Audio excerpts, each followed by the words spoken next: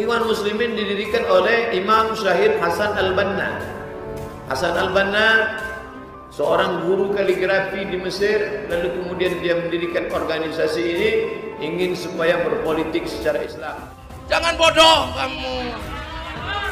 Ikhwanul Muslimin itu adalah cara orang Mesir mau keluar bagaimana menjadi bangsa yang mandiri.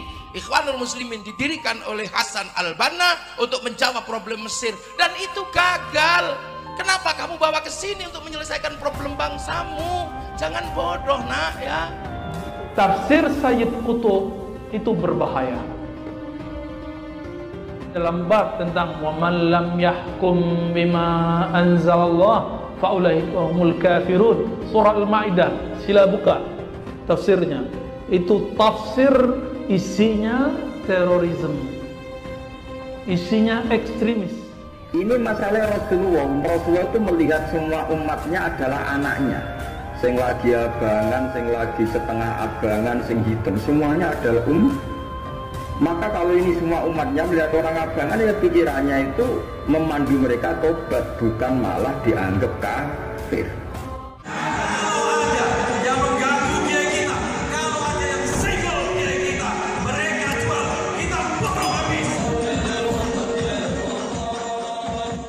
Penjelasan Ustaz mengenai organisasi Ikhwanul Muslimin. Kenapa kok ada sekarang dibilang sesat? Yang bilang ikhwan sesat itu siapa? Siapa yang bilang ikhwan sesat? Ikhwan Muslimin didirikan oleh Imam Syahid Hasan Al-Banna. Hasan Al-Banna seorang guru kaligrafi di Mesir, lalu kemudian dia mendirikan organisasi ini ingin supaya berpolitik secara Islam.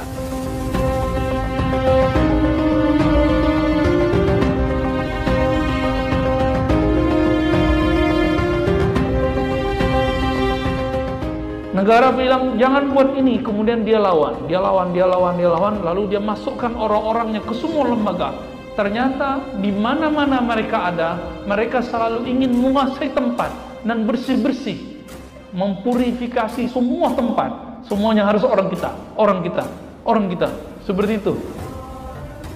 Akhirnya gerakan ini dibekukan oleh pemerintah. Jangan bodoh kamu. Ikhwanul Muslimin itu adalah cara orang Mesir mau keluar bagaimana menjadi bangsa yang mandiri. Ikhwanul Muslimin didirikan oleh Hasan Al-Banna untuk menjawab problem Mesir, dan itu gagal. Kenapa kamu bawa ke sini untuk menyelesaikan problem bangsamu? Jangan bodoh nak ya.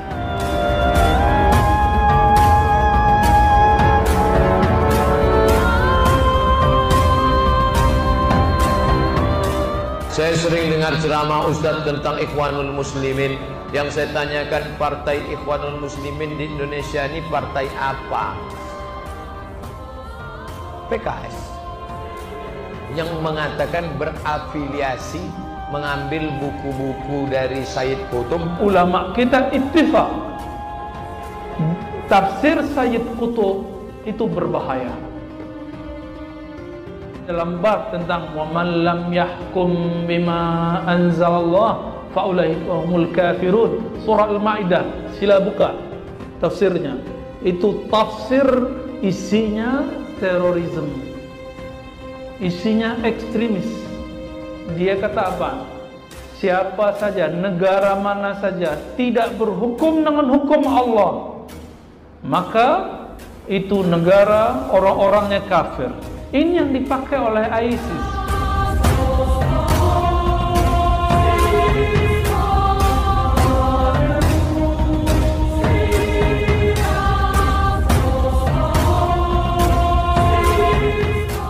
Ikhwanul Muslimin punya sistem politik, Ikhwanul Muslimin punya sistem tentara, Ikhwanul Muslimin punya sistem ekonomi.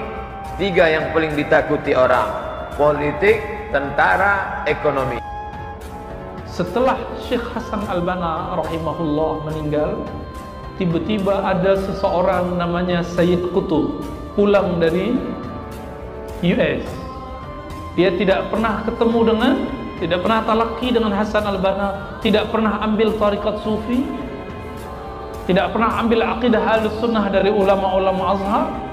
lalu berbicara tentang ikhwan muslimin, lalu dia gabung, ditangkap, masuk penjara. Ternyata di penjara satu kompleks, satu ruangan dengan orang-orang ahlu takfir wal hijrah, jama'atut takfir wal hijrah, kelompok yang suka takfir dan suka buat nama istilah hijrah. Maka masuklah ajaran-ajaran fikrah takfir dalam tafsir Said Qutb dan Ma'alim fit Thariq, dan ajaran-ajaran ikhwan menjadi ajaran takfiri sampai hari ini. Orang yang ikut merayakan hari ibu, man tasabbaha biqaumin, siapa yang ikut tradisi orang kafir, maka kafirlah dia. Acara hitam putih lah pula ditonton. Pembawa acaranya aja kafir.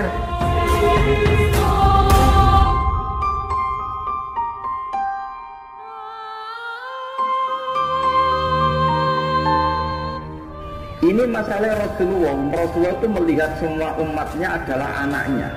Sing lagi abangan, sing lagi setengah abangan, sing hitam, semuanya adalah Maka kalau ini semua umatnya melihat orang abangan, ya pikirannya itu memandu mereka tobat, bukan malah dianggap kafir. Makanya kita menolak paham takfiri, paham yang mengkafirkan orang lain. Karena ibaratnya paham takfiri itu enggak rasional, secara fikih enggak rasional. Allah yang Tuhan saja, yang punya semuanya, itu jelas ngendikan qul ya ibadiyalladzina asrafu ala anfusihim la taqnatu min rahmatillah. Terus ayat wa anibu ila rabbikum. Orang-orang yang sudah melampaui batas oleh Allah dipanggil, ayo kembali ke saya kembali. Kemudian orang-orang takfiri ini, orang-orang ekstremis ini, hamba Allah yang sedang maksiat dianggap tidak Islam atau kafir, keluar dari area kemukminan. Wong yang Allah Tuhan saja yang di luar disuruh masuk. Ini yang sudah masuk malah disuruh keluar. Ya Nabi lo diutus itu untuk mengislamkan orang kafir apa mengkafirkan orang Islam? Mengislamkan orang kafir. Makanya aliran-aliran ekstrim sidik-sidik mengkafirkan orang itu, satu mesti goblok, dua mesti gak tahu ngaji, tiga terlalu semangat tapi khazanah ilmunya itu pas-pasan. Nah itulah makanya kiai ulama tidak mudah mengeluarkan hukum. Musyrik enggak, biasa aja, mikirnya jernih. Karena apa? Ulama punya tanggung jawab ke keumatan. Yang suka kufar kafir biasanya umatnya itu subscribe. Umatnya itu subscribe dan like gitu. Jadi gak ada tanggung jawab keumatannya, suka-suka dia aja. Orang yang ikut merayakan hari ibu, man tasabbaha biqaumin, siapa yang ikut tradisi orang kafir, maka kafirlah dia. Acara hitam putih lah pula ditonton. Pembawa acaranya aja kafir.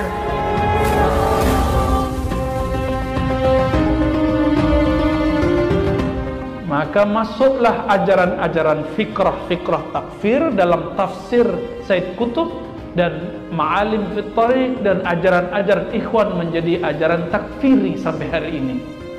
Mereka buat 20 usul. Nomor 11-nya kata apa? Negara mana saja yang tidak berhukum dengan hukum Quran, maka boleh perangi tentara-tentara dan polisi-polisinya, polis-polisnya. Itu sebab di Medan belum lama ini, ya, Sumatera bagian utara, markas polisi dibom. 5 tahun lalu di Cirebon, ya, itu dibom. Orang lagi sholat Jumat dibom. Betapa mereka tidak memandang orang sholat. Jangan bodoh kamu. Ikhwanul Muslimin, itu adalah cara orang Mesir mau keluar bagaimana menjadi bangsa yang mandiri. Ikhwanul Muslimin didirikan oleh Hasan al-Banna untuk menjawab problem Mesir, dan itu gagal. Kenapa kamu bawa ke sini untuk menyelesaikan problem bangsamu? Jangan bodoh nak ya. Makanya orang-orang ini suka emosi karena dagangannya nggak laku.